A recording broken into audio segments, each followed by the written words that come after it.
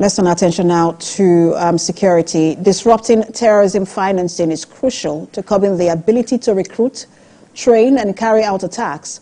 This is coming from the National Security Advisor and the Director General of the Nigerian Army Resource Centre, who are taking steps to strengthen the ability of government agencies to track and curb terrorism financing.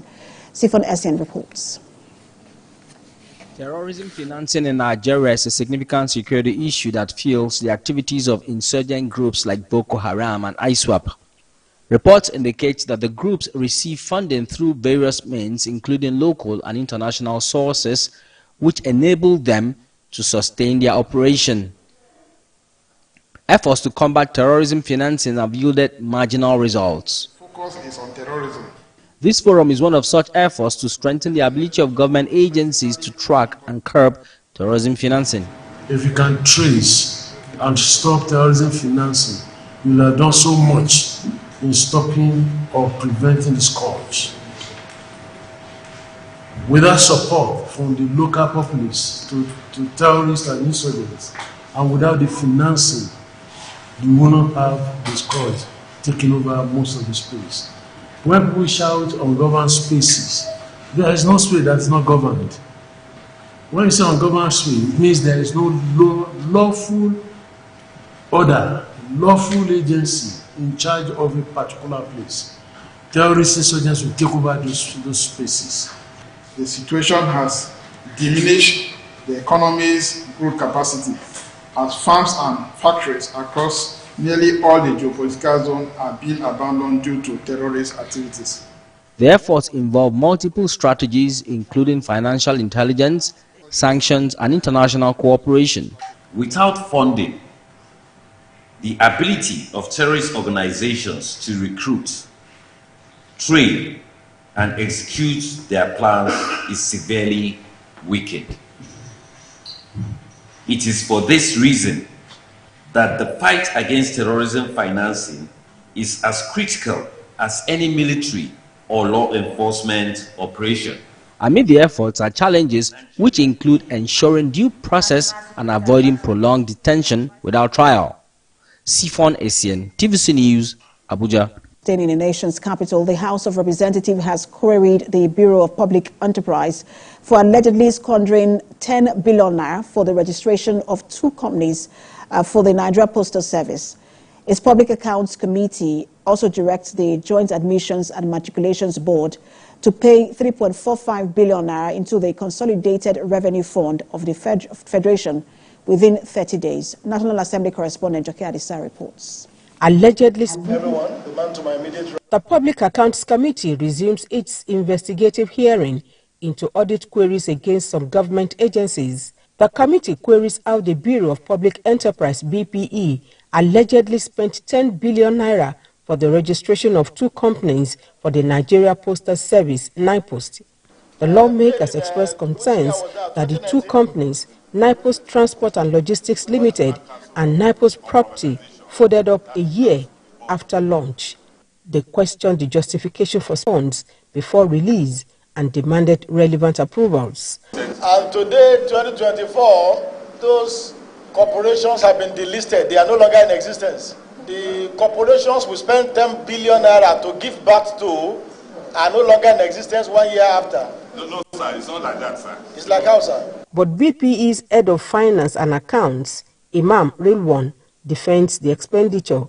The subsidiaries were created, but this year, the subsidiaries have been delisted.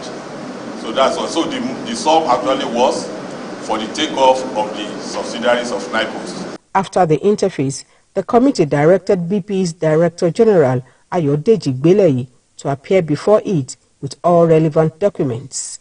In another resolution, the committee directed the Joint Admissions and Matriculations Board (JAMB) to pay 3.45 billion naira into the Consolidated Revenue Fund of the Federation, but the examination body puts up a defense. The Accountant General, the Budget Office of Nigeria, and all other offices, they always give us the concession to operate on 25% of remittances. Our budget in BIMS is based on 25%. It is the decision of the Public Account Committee that you pay the sum of 3,602,605,277 naira to the CRF as demanded by the Fiscal Responsibility Commission. The Investment and Securities Tribunal also had its day with the committee. The committee directs the Investment and Securities Tribunal to immediately recover and pay into government accounts taxes not deducted from 5 contractors and the accompanying fine, among other liabilities standing against them, in the next 1 month. Joke Yetsa, TVC News, Abuja. Let's turn to Plateau now, where members of the State House of Assembly has sworn in 5 elected representatives from the opposition or Progressives Congress, bringing the numbers to 24. Funam Joshua has the report.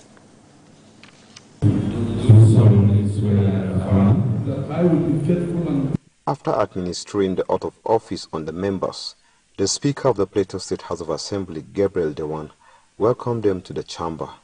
It could be recalled that the crisis in the State Assembly lasted for over a year, which grounded legislative activities to some extent. When I was communicated yesterday that all need to be done has been done, and their names were forwarded to me, I immediately called my members, and to God be the glory, all my members of Larch and were here today.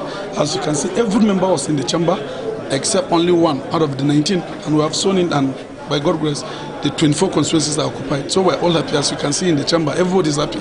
That our colleagues that have been in the House before now have actually been dealing with the business of legislation. So all we will do is to come and add by it, to make it robust, to make it enriched. After about 1.5 years off from legislative activities, now the 24 lawmakers here in the Plateau State House of Assembly are active. It is hoped that this development will bring them together to stand and speak with one voice for the interests of Plateau State. Funam Joshua, TVC News, Jos. And to other stories, the Federal Competition and Consumer Protection Commission is passionately appealing to key traders and market unions to help in curbing price fixing and unethical practices across supermarkets and open markets in the country. The Executive Vice Chairman and CEO of the Commission said this during a stakeholders' engagement to end exploitative pricing in markets across Nigeria. Senior correspondent Sarah Ayeko reports. Since the removal of fuel subsidy in May 2023, the cost of living in Nigeria has increased exponentially. For market traders, the increase in commodity and food prices is essential to keep their businesses afloat and make profit.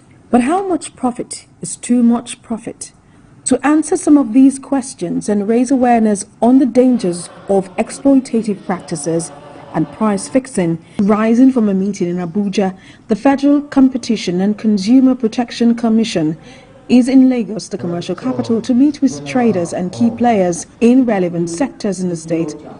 We are not here to fix prices or dictate to any law-abiding trader or manufacturer how to relate to the market. Rather, ours is to ensure there is no price fixing or gang up in the trades and transactions. To be clear, price gouging and price fixing are not only unethical, but blatantly illegal. African cultural spirit centers around empathy for the weak and providing support for the frail and the downtrodden. Receiving feedback from the stakeholders, the government was asked to reduce taxation on certain commodities so traders in the market can bring down the prices of goods and services. Associations are unions is a good thing. But it should be voluntary. You should not force people to sell at a certain price because you want to maximize profits. I love what they're doing in Osun State. Whenever you think that there is some hanky-panky going on in the market on the acquisition of your inputs, if you think the feeders and millers are frisking you or they are not doing the right practice in the market, report to us. We will know what to do. With Nigeria operating a free market that runs on the laws of demand and supply, it seems the only way to curb exploitative pricing would be to enforce punishments against those involved in price gouging and fixing. The Federal Competition and Consumer Protection Commission is proposing an extended stakeholders meeting where customs, security officials, tax officials and transporters will make far-reaching resolutions on how to regulate market prices. Sarah Ayeku, TVC News.